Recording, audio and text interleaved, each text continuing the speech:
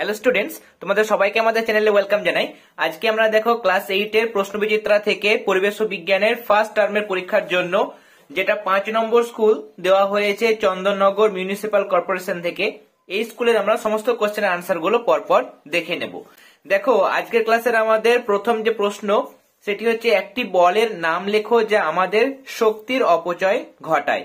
এখানে তোমরা নামটি লিখবে ঘর্ষণ বল বা ফ্রিকশনাল ফোর্স, যেটা কি করে শক্তির অপচয় ঘটায়। অথবা দিয়ে প্রশ্ন অ্যাম্বারকে রেশম দিয়ে ঘষলে অ্যাম্বারে কি প্রকার তড়িৎ উৎপন্ন হবে। আমরা জানি তড়িৎ রাসায়নিক শ্রেণীতে যেটি উপরে থাকে সেখানে ধনাত্মক আধান তৈরি হয় এবং যেটি নিচে থাকে সেটাতে ঋণাত্মক আধান তৈরি হয়। অ্যাম্বারকে যখন রেশম দিয়ে ঘষা হয়, যেহেতু অ্যাম্বারটা নিচে আছে তার জন্য অ্যাম্বারের মধ্যে ঋণাত্মক আধান তৈরি হবে। এরপরে দুটি বস্তুর ভর স্থির রেখে তাদের মধ্যবর্তী দূরত্ব অর্ধেক করলে তাদের মধ্যেকার মহাকর্ষীয় আকর্ষণ বলের কি পরিবর্তন হবে। এখানে আকর্ষণ বল কিন্তু আগের 4 গুণ হয়ে যাবে এবং সেটা কেন হবে খাতার মধ্যে তোমরা দেখে নাও, তাহলে তোমাদের কিন্তু মনে রাখতে সুবিধে হবে। প্রথম ক্ষেত্রে আমরা মহাকর্ষ বল বের করেছি, সেটা হচ্ছে F1। আমরা সূত্র জানি G into M1M2/d²। M1 M2 হচ্ছে বস্তুকণা দুটির ভর, আর তাদের মাঝে যে দূরত্ব সেটা হচ্ছে d, আর g যেটা সেটা হচ্ছে মহাকর্ষীয় ধ্রুবক। দ্বিতীয় ক্ষেত্রে দেখো মহাকর্ষ বল কত হবে, F2 মানে হচ্ছে G ইন্টু M1M2/d² না লিখে যেহেতু দূরত্ব অর্ধেক করা হয়েছে তাহলে পরে দূরত্ব হচ্ছে d/2, তাহলে তার স্কোয়ার, তাহলে এটা স্কোয়ার দেখো d স্কোয়ার, 2 স্কোয়ার 4 হয়, এই 4টা উপরে নিয়ে যাও, তাহলে 4 ইন্টু দেখো G M1M2/d²। দেখো এই জায়গাটা মানে হচ্ছে দেখো এখানকার F1, তাহলে এখানে আমরা কি বসাবো, এটার বদলে F1 বসাবো, তাহলে 4F1। তাহলে আগেকার যে মহাকর্ষ বল তার কত গুণ হয়ে যাচ্ছে, 4 গুণ হয়ে যাচ্ছে, তাহলে অতএব মহাকর্ষীয় বল পূর্বের 4 গুণ হবে। 3 নম্বর এমসিকিউ, পৃথিবীর ভর যদি m, পৃথিবীর ব্যাসার্ধ যদি r, অভিকর্ষজ ত্বরণ g আর মহাকর্ষীয় যেটা ধ্রুবক সেটা যদি g হয়, ক্যাপিটাল G, তাহলে সম্পর্ক হচ্ছে অভিকর্ষজ ত্বরণ মানে হচ্ছে মহাকর্ষীয় ধ্রুবক ইন্টু পৃথিবীর ভর বাই হচ্ছে এখানে পৃথিবীর ব্যাসার্ধের স্কোয়ার। অথবা দিয়ে তরলের চাপ ক্রিয়া করে, তরলের চাপ কিন্তু সব দিকে সমানভাবে ক্রিয়া করে।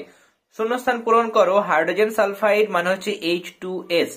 হাইড্রোজেন সালফাইডের গন্ধ কিন্তু পচা ডিমের মতো, তাহলে পচা ডিম এই কথাটা তোমরা এখানে বসাবে। একটি অধাতুর উদাহরণ দাও যা তাপ ও তড়িতের সুপরিবাহী, আনসার হচ্ছে গ্রাফাইট। পরমাণুর নিউক্লিয়াস মানে কেন্দ্রক, পরমাণুর নিউক্লিয়াসের মধ্যে ধনাত্মক আধানযুক্ত কণা মানে প্রোটন থাকে আর নিস্তড়িত কণা মানে নিউট্রন থাকে, এই দুটি কণা পরমাণুর নিউক্লিয়াসে থাকে। আর বাইরে যে কক্ষপথ গুলো থাকে, বিভিন্ন যে কক্ষপথ, সেই কক্ষপথ গুলোতে তোমরা জানো ঋণাত্মক তড়িৎগ্রস্ত কণা মানে ইলেকট্রন গুলো কিন্তু বাইরের কক্ষপথ গুলোতে থাকে, তাই না। তাহলে পরমাণুর নিউক্লিয়াসে প্রোটন আর নিউট্রন থাকে। অথবা দিয়ে প্রশ্ন একটি আয়নীয় যৌগের নাম মানে উদাহরণ দাও যা আমরা খাদ্য হিসাবে গ্রহণ করি। এখানে তোমরা লিখবে খাদ্য লবণ, যার রাসায়নিক নাম হচ্ছে, নামটা তোমরা লিখে দেবে সোডিয়াম ক্লোরাইড। কেমন, সোডিয়াম ক্লোরাইড। আমরা যে খাদ্য লবণটা খাই তার রাসায়নিক নাম সোডিয়াম ক্লোরাইড এবং সংকেতটা পাশে লিখে দিতে পারো, সেটা হচ্ছে NaCl। এরপরে আমরা তাহলে 2 দাগের প্রশ্নগুলো চলে যাব। প্রথম প্রশ্ন, একটি ছোট পেরেকের টুকরো বালতির জলে ফেললে সেটি ডুবে যায়, অথচ পেরেকের চাইতে অনেক ভারী একটি স্টিলের বাটি বালতির জলে ভাসে কেন। লিখবে দেখো পেরেকের তুলনায় স্টিলের বাটির আয়তন অনেক বেশি, তাই জলে ফেললে পেরেক যতটা জল অপসারিত করবে স্টিলের বাটি তার চেয়ে অনেক বেশি জল অপসারিত করবে, যেহেতু বাটির আয়তনটা বেশি। ফলে পেরেকের তুলনায় বাটির ওপর জল অনেক বেশি ঊর্ধ্বমুখী বল অর্থাৎ প্লবতা প্রয়োগ করবে। পেরেক অল্প জল অপসারিত করছে, তার জন্য ঊর্ধ্বমুখী যেটা বল বা যেটা প্লবতা সেটা কম, আর স্টিলের বাটি যেটা বেশি জল অপসারিত করছে তেমন অপসারিত তরলের ওজন বা আয়তন বেশি, তার জন্য ঊর্ধ্বমুখী প্লবতা বলটা কিন্তু স্টিলের ক্ষেত্রে বেশি হবে। তাই বাটিটি জলে ভাসে থাকবে যেহেতু এখানে প্লবতাটা বেশি। পেরেকের ক্ষেত্রে ঊর্ধ্বমুখী বলের থেকে ওর ওজন বেশি, ঊর্ধ্বমুখী পেরেকের ক্ষেত্রে ঊর্ধ্বমুখী বল যতটা তার থেকে পেরেকের ওজনটা বেশি, তাই জন্য পেরেকটা কি হবে, ডুবে যাবে। সেকেন্ড কোয়েশ্চেন, শীতকালে শুকনো চুল আঁচড়ানোর পর সঙ্গে সঙ্গে চিরুনিটিকে কয়েকটি কাগজের টুকরোর কাছে আনলে কি ঘটবে এবং কেন। দেখো প্লাস্টিকের চিরুনি দিয়ে মাথার চুল আঁচড়ালে চিরুনিতে ঋণাত্মক মানে মাইনাস এবং চুলে ধনাত্মক মানে প্লাস পজিটিভলি চার্জ কিন্তু হয়ে যায়, মানে ধনাত্মক আধান সৃষ্টি হয়। ঋণাত্মক তড়িৎগ্রস্ত চিরুনিকে নিস্তড়িত কাগজের টুকরোর কাছে আনলে কাগজের ভিতরের ঋণাত্মক আধানগুলি ঋণাত্মক চিরুনির জন্য বিকর্ষণ অনুভব করে এবং দূরে সরে যায়। যখন নেগেটিভলি চার্জ মানে ঋণাত্মক তড়িৎগ্রস্ত চিরুনিকে যখন কোনো কাগজের টুকরোর কাছে আনা হয়, তখন যে ঋণাত্মক কাগজ মানে কণাগুলো থাকে, আধান যেগুলো থাকে, সে আধানগুলো বিকর্ষণের জন্য কি হয়, যেহেতু সম আধান মাইনাস কি করে মাইনাসকে বিকর্ষণ করবে, তার জন্য মাইনাসগুলো কাছাকাছি থাকবে না, তারা কিন্তু দূরে সরে যাবে। তার জন্য এই দিকে কাগজের এই দিকটাতে কিন্তু মাইনাসগুলো থাকবে। ফলে নিস্তড়িত বস্তুটির এক প্রান্ত ধনাত্মক এবং অন্য প্রান্ত ঋণাত্মক তড়িতাহিত বস্তুর মতো আচরণ করে এবং ঋণাত্মক চিরুনিটি নিস্তড়িত কাগজের ধনাত্মক প্রান্তটিকে আকর্ষণ করে কাছে টেনে নেয়। অর্থাৎ সেই সময় তড়িতাবেশ সৃষ্টি হয়, তাই চিরুনি নিস্তড়িত কাগজের টুকরোকে আকর্ষণ করে। তাহলে তড়িতাবেশের ফলে যেহেতু আমরা জানি যে তড়িতাবেশের ফলে কাছের প্রান্তে বিপরীত মেরু, তাহলে মাইনাসের বিপরীত হচ্ছে প্লাস, তাহলে প্লাস গুলো কাছে তৈরি হবে। আর দূরবর্তী প্রান্তে সমমেরু মানে মাইনাস, তাহলে দূরবর্তী প্রান্তে মাইনাস তৈরি হবে। এরপরে তড়িতাবেশ হওয়ার পরে এখানে যেহেতু প্লাস তৈরি হয়েছে আর এখানে মাইনাস আছে, তাহলে মাইনাস আর প্লাস দুটো বিপরীত আধান পরস্পরকে আকর্ষণ করবে, ফলে কাগজের টুকরোগুলোকে চিরুনি কি করবে, টেনে আকর্ষণ করবে বা টেনে তুলে নেবে। তাহলে এটাই হচ্ছে কারণ। তোমরা পেয়ে যাচ্ছ পেজ নম্বর 58।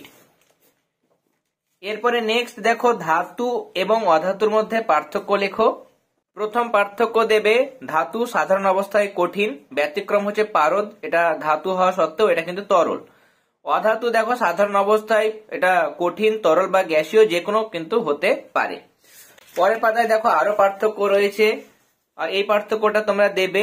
উজ্জ্বলতা দেখো, ধাতু উজ্জ্বল, চকচকে ও আলোক প্রতিফলন করতে পারে, আর অধাতু সাধারণত উজ্জ্বল বা চকচকে হয় না, তবে এর ব্যতিক্রম হচ্ছে দেখো হীরক, সেটা কিন্তু চকচকে হয়। 3 নম্বর আরো একটা পার্থক্য তোমরা দিতে পারবে, তাপ ও তড়িৎ পরিবাহিতা। ধাতুরা সাধারণত তাপ এবং তড়িতের সুপরিবাহী হয়, মানে ধাতুরা তাপ তড়িৎ পরিবহন করতে পারে। আর অধাতু দেখো তাপ ও তড়িতের কুপরিবাহী, মানে এরা তাপ আর তড়িৎ পরিবহন করতে পারে না। তবে ব্যতিক্রমও আছে, সেটা হচ্ছে গ্রাফাইট, সেটা একটা অধাতু অথচ তাপ ও তড়িতের সুপরিবাহী। নেক্সট কোয়েশ্চেন, সমযোজী যৌগ বলতে কি বোঝায়? লিখবে দেখো, নিকটতম নিষ্ক্রিয় গ্যাসের ন্যায় সুস্থিত ইলেকট্রন বিন্যাস লাভের জন্য 2 বা ততোধিক পরমাণু পরস্পরের এক বা একাধিক ইলেকট্রন জোড় সমভাবে ব্যবহারের মাধ্যমে যে যৌগ গঠন করে তাকে সমযোজী যৌগ বলে। এর সাথে দেখো আরো প্রশ্ন ছিল যে একটি গ্যাসীয় সমযোজী অণুর প্রাথমিক গঠন লেখো। এটা তোমরা টেক্সট বইয়ে পেয়ে যাবে। টেক্সট বুকের মধ্যে দেখো পেজ নম্বর হচ্ছে 90। এখানে একটি গ্যাসীয় অণু হচ্ছে হাইড্রোজেন, যেটা সমযোজী বন্ধনের মাধ্যমে গঠিত হয়, সেটা দেখানো হয়েছে। নিউক্লিয়াসটা দেখো অঙ্কন করেছে, নিউক্লিয়াসের মধ্যে একটাই প্রোটন থাকে, আর হাইড্রোজেনের পারমাণবিক সংখ্যা 1, তার জন্য একটাই কিন্তু ইলেকট্রন থাকবে।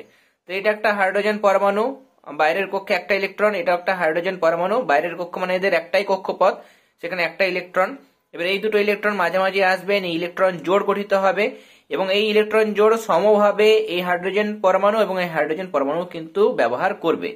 নিয়ে সমভাবে এই ইলেকট্রন জোড় ব্যবহার করার মাধ্যমে সমযোজী এক বন্ধন সৃষ্টি হবে এবং এটা হচ্ছে দেখো সমযোজী এক ধরনের যৌগ, তাই না? হাইড্রোজেন অণু গঠিত হচ্ছে, এটা একটা সমযোজী অণু। তাহলে এই চিত্রটা তোমরা দেবে। কোশ্চেন নাম্বার 3, প্রাণীকোষ বিভাজনে কোন অঙ্গাণুটি অংশ নেয়? আনসারে তোমরা লিখবে সেন্ট্রোজোম। কেমন? এরপরে 4 নম্বর প্রশ্ন, যৌগিক এবং ইলেকট্রন অনুবীক্ষণ যন্ত্রের মধ্যে পার্থক্য লেখো। প্রথম পার্থক্যের বিষয় হচ্ছে ব্যবহৃত মাধ্যম। যৌগিক আলোক অনুবীক্ষণ যন্ত্রে দৃশ্যমান আলোক দ্বারা লক্ষ্য বস্তুকে আলোকিত করা হয়, আর ইলেকট্রন অনুবীক্ষণ যন্ত্র মানে এখানে ইলেকট্রনের প্রবাহ ব্যবহার করা হয়।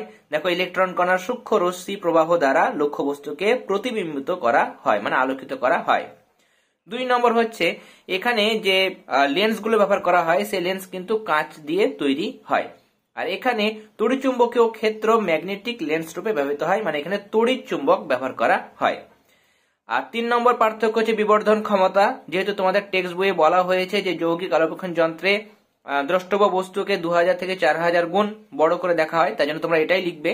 আর ইলেকট্রন অনুবীক্ষণ যন্ত্রে বলা হয়েছে 50,000 থেকে 3 লক্ষ গুণ করে বড়, মানে এত গুণ বড় করে দেখা যায়, তাই জন্য তোমরা আমি এখানে কেটে দিয়েছি, তোমরা এরকম ভাবে লিখবে, যেহেতু টেক্সট বইটা তোমাকে ফলো করতে হবে।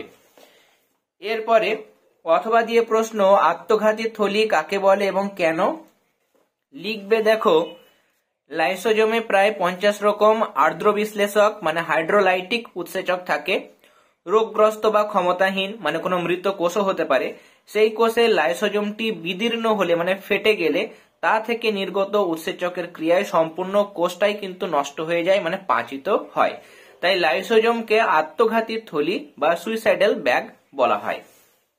এরপর দেখো আমাদের আজকের সেটের শেষ কোশ্চেন, একটা ম্যাচিং দেওয়া হয়েছে। প্রথমে দেখো উদ্ভিদ কোষে যথাক্রমে খাদ্য সংশ্লেষ ও ভাঙন করে। খাদ্য সংশ্লেষ করে প্লাস্টিড, আর খাদ্যকে জারিত করে বা ভাঙন করে মাইটোকন্ড্রিয়া, নিয়ে শক্তি উৎপাদন করে। তাহলে এটার সঙ্গে এটা যাবে, তার মানে এটা এর সঙ্গে যাচ্ছে। প্রাণী কোষে যথাক্রমে প্রোটিন সংশ্লেষ ও পাচন করে। প্রোটিন সংশ্লেষ করে রাইবোজোম, আর পাচনে সাহায্য করে লাইসোজোম, তার মানে এটা 1 নম্বরের সঙ্গে যাবে। তাহলে আজকে আমরা প্রশ্ন বিচিত্রা থেকে 5 নম্বর স্কুল চন্দননগর মিউনিসিপ্যাল কর্পোরেশনের সমস্ত কোয়েশ্চেনের আনসার গুলো প্রোভাইড করলাম। আশা করি আজকে ক্লাসটি তোমাদের ভালো লেগেছে, তাহলে অবশ্যই ক্লাসটিতে লাইক দেবে। যারা এখনো পর্যন্ত চ্যানেলটি সাবস্ক্রাইব করনি তারা অবশ্যই সাবস্ক্রাইব করে নিও, এবং এই ভিডিও ডেসক্রিপশন বক্সে গিয়ে দেখবে প্রশ্ন বিচিত্রা 2024 ক্লাস 8 এই নামে একটা আমরা প্লেলিস্টের লিংক ক্রিয়েট করে দিয়েছি। সেই লিংকে ক্লিক করলে এখনো পর্যন্ত এই প্রশ্ন বিচিত্রা থেকে সায়েন্সের মানে পরিবেশ ও বিজ্ঞান, এছাড়া জিওগ্রাফি যে সমস্ত ক্লাসগুলো হয়ে গেছে সেগুলো তোমরা পরপর দেখতে পাবে। খুব শীঘ্রই কিন্তু প্রশ্ন বিচিত্রা থেকে আমরা বাকি যে সাবজেক্টগুলো রয়েছে সেগুলো সলিউশনের ক্লাস শুরু করে দেব। তাহলে আজকের ক্লাস এতটাই, তোমরা সবাই ভালো থেকো। All the very best.